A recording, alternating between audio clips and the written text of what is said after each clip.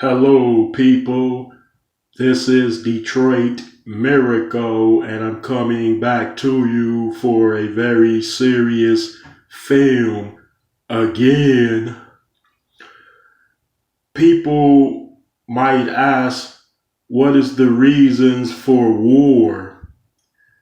They might even ask, why do wars take place? Okay, those are reasonable questions. So I'll answer by quite simply saying that wars happen and take place because people are their own worst enemies as well as their own best friends. Yes, folks.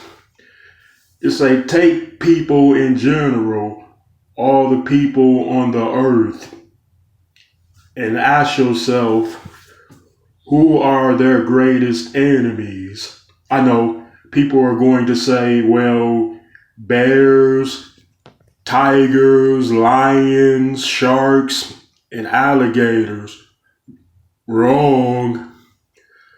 Those such animals of species aren't mankind's worst enemy because mankind has never went to war with any of those types of species, things, creatures. Yes, folks. But if you look at history, mankind has constantly went to war with one another throughout the ages, of periods that adds up to thousands of years. When was mankind ever going to war with dinosaurs, sharks, whales, elephants, crocodiles, and etc.? So that's a main indication that, yep, it is as simple as that. You only go to war with what is your worst enemy. And when you talk about war, that means something that goes far beyond a simple violent crime where someone is killed, murdered, slain, beaten up. Yeah, but rather the war thing involves many hundreds, thousands, tens of thousands, and maybe even in cases hundreds of thousands being killed, murdered, and slain. When you call it war, it goes far beyond crimes and conflicts because a war is the greatest extent of a victim crime. Yeah, we see people murdering people, beating people up, robbing people. Those are labeled there because those are isolated incidents involving conflicts at a time. But when you talk about wars, or a war in particular, you're talking about non-stop conflict. We're talking about bullets flying everywhere, bombs being shot off, missiles being shot off in all directions. And then in warfare, there is no such thing as honor because time and time again during war situations, we know that civilian communities have been bombed. They've been bombing schools, churches, residential neighborhoods, grocery stores, and etc. I know some might say, Detroit Miracle, why wouldn't they just target military targets? Well, I would say is because if there and is no fairness or all is fair in love in war, but there is not any fairness, any regard for anyone's safety in warfare. So they see if it's a country at war with another country, they're going to deem the other country's population their enemy too. They're going to deem the civilian populations their enemies. They're not just going to look at the militaries as being their enemies and vice versa. Yeah, folks. For example, just say you take a country that has 400 million people in it, and you take another country that has 400 million people in it.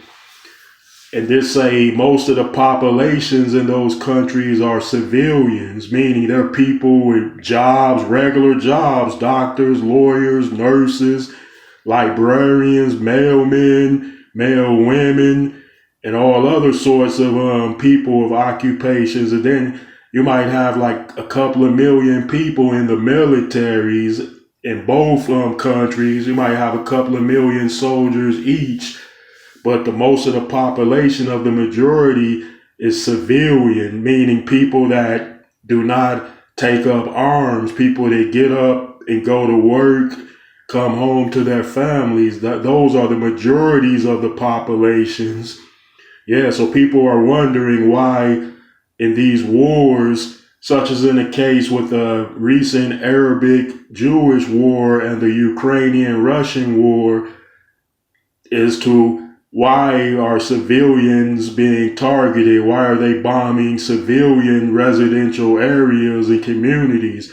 That's because, and I just said it, in warfare, the entire population of the country is looked at as enemies. Yes, including women and children. They don't care. They're not going to just see their enemies as being adults that are in the police force or in the militaries. No, the whole population is deemed an enemy or deemed a threat. Therefore, they become targets, people. So, with that being said, the best case scenario is to try to avoid wars to begin with and to try to avoid lesser conflicts and try to avoid crimes, try to remove all of it altogether, because we know crimes lead to conflicts and conflicts lead to wars. So you got to take things at the bottom level, the lowest level, and deal with that. And then, then you will remove a chance of wars. But 9 times out of 10, that isn't necessarily the answer, because if you get a country, and we know all countries are divided, but you get a country that has a dictator, conqueror, a person that likes to conquer land and seize opportunities, then they will go off and start a war with a neighboring country. And that's because they feel they have the might, the power, and the resources to take what they want. So in all truthfulness, those type of people shouldn't be allowed to get in office or to have any greater authority over a vast population of people. In all truthfulness and honesty, yeah. Yeah, folks, well, I had to get that off my chest in order to inform you all. So I'd appreciate it if you would share this message, like this message, comment on this message, and please subscribe to my channel if you have not already. Peace out.